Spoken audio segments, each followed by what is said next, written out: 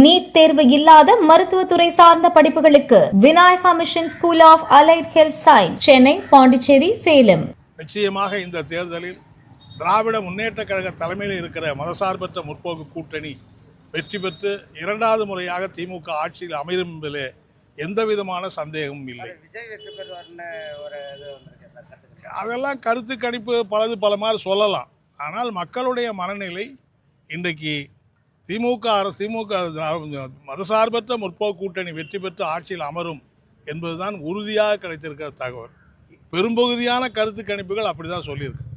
வித்தியாசமாக யாரோ 1-2 பேர் சொல்லலாம், அது என்ன நம்ம பொறுத்திருந்து பார்க்கலாம். ஆனால் நிச்சயமாக விஜயை பொறுத்தவரையில் இளைஞர்கள் மத்தியிலே செல்வாக்கு இருக்கிறது, அவருக்கு வாக்கு பலம் சற்று அதிகமாக கிடைக்கும் என்கிற செய்தி இருப்பது என்பது உண்மைதான். ஆனால் அவர் வெற்றி பெறுவது என்பதோ ஆட்சி அமைப்பது என்பதோ அவ்வளவு எளிதான விஷயம் அல்ல என்பதை நான் தெரிவித்துக் கொள்ள விரும்புகிறேன்.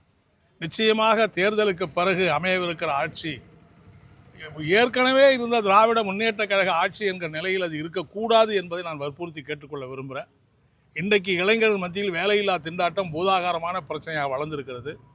எல்லா இடங்களிலேயும் பணி நிரந்தரமல்ல, ஒப்பந்த தொழிலாளியை மட்டுமே வைத்து வேலை வாங்குகிற அந்த முறையை கடந்த பல ஆண்டுகளாக தமிழகத்தில் இருக்கிற அரசுகள் செயல்படுத்தி வருகிறது.